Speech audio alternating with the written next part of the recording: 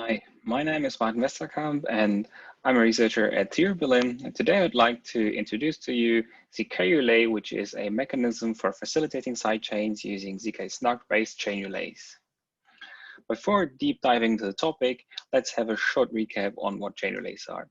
The objective of chain relays is to prove the inclusion of a transaction, a state or event that has occurred on a third-party ledger to enable, for instance, token swaps or issuing tokens of a cryptocurrency from the source ledger, such as in cross-claim.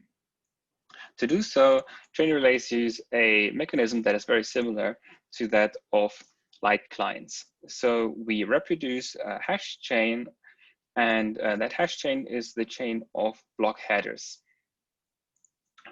We then use that hash chain to submit Merkle proofs to prove the inclusion of transactions that have occurred in a certain block.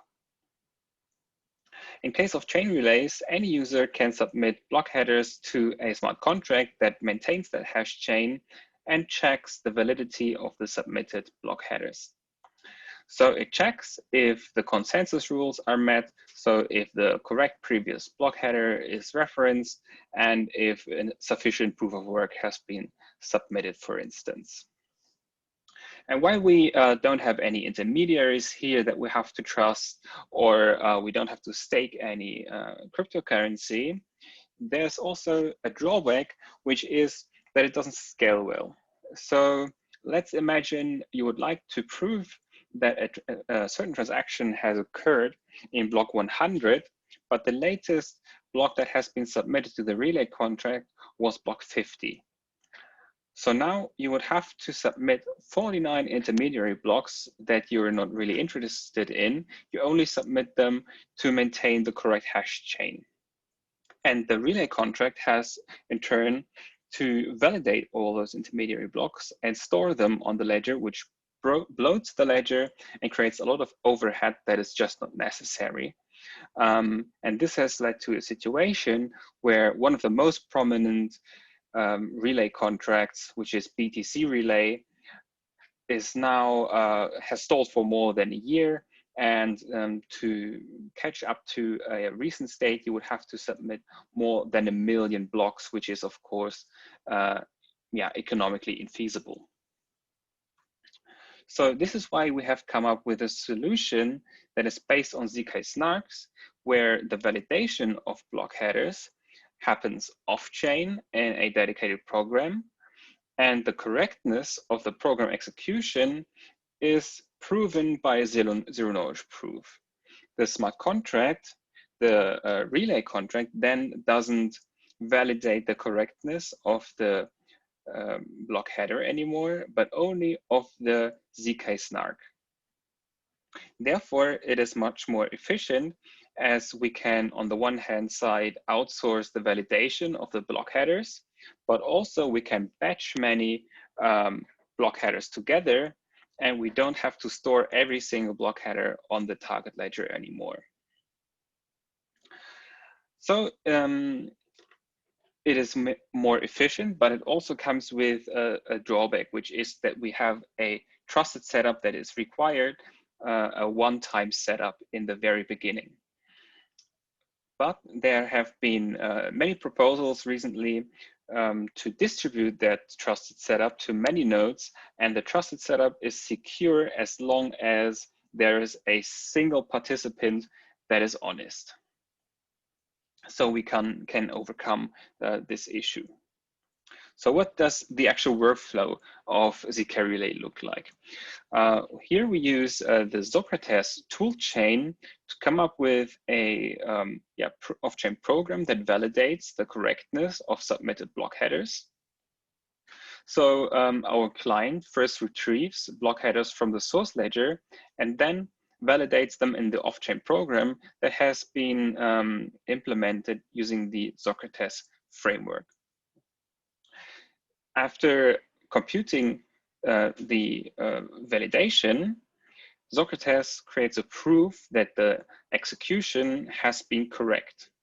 That proof is then submitted to the zkRelay contract, which first validates the correctness of the proof, and then adds the correct block header to the hash chain.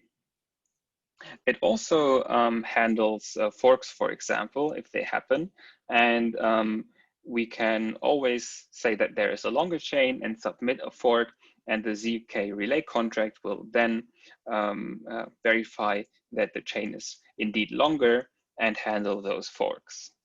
After those block headers have been successfully submitted to the contract, we can use them to have SPVs to prove the inclusion of transactions and so on, as in other chain relays. As said before, we can use this mechanism to batch multiple block headers together, as the validation of a single block header has the same validation costs on chain as the validation of 100 block headers, as only the zero knowledge proof is validated and not the headers themselves. It is much more efficient to batch a large amount of block headers together and then submit the proof that those block headers have been valid to the zkRelay contract. In this case, not every single block header is stored on chain, but only the last header of that batch. By that means, we don't only relieve the target ledger from computing the validity of every single block header, but we also store only a single block for a batch instead of every single block. So we have much smaller storage costs.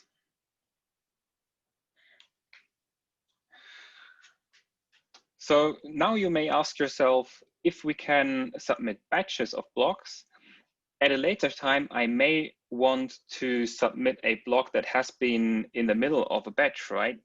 So how can we submit such a block header? To do so, we have thought of a mechanism that allows us to use Merkle trees to submit a block header at any point in time. So the off-chain program doesn't only validate the correctness of the hash chain of the submitted block headers, but it also computes a Merkle tree over all submitted block headers and returns the tree, the root of the tree to the contract. The contract then stores the root, and in any point in time, any user can use the root of the submitted Merkle tree to submit a Merkle proof that a certain block header has been included within that batch.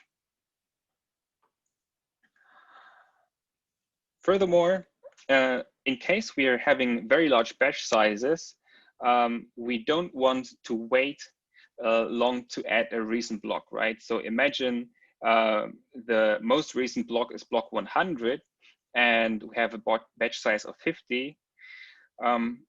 So now we want to add block 90. We don't want to wait for block 150 to be able to add the next batch, right?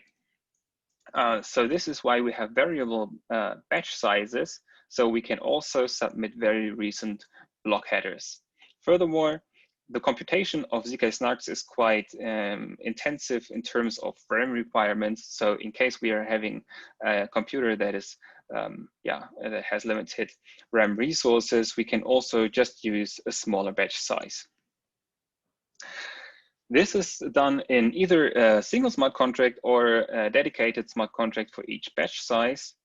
And we can reference different batches from submitted batch sizes. So we can submit two blocks at the same time and reference, for example, a batch of 4 blocks that has been submitted priorly. So we don't have to maintain, or we don't have to stay within the same batch size all the time, but we can cross-reference. We have implemented a prototypical implementation of zkRelay, which is available on GitHub. Please check it out. It allows you to transfer blocks from Bitcoin to Ethereum It is written in Socrates. The relay contract is written in Solidity, and we have a Python pipeline that allows you to automatically retrieve blocks from a Bitcoin client and compute the validity of those headers and submit them automatically to the relay contract. Our evaluation has shown that you need about 26 minutes to compute a proof over 504 blocks, and you require about 100 gigabytes for it, for 504 blocks of RAM.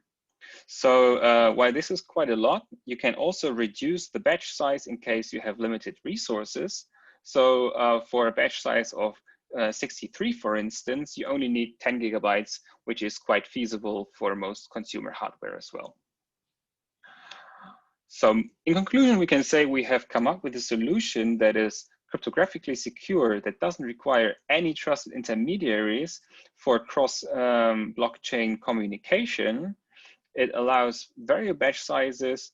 We have intermediary blocks, and no fork of the source ledger is required. So no velvet fork or anything else.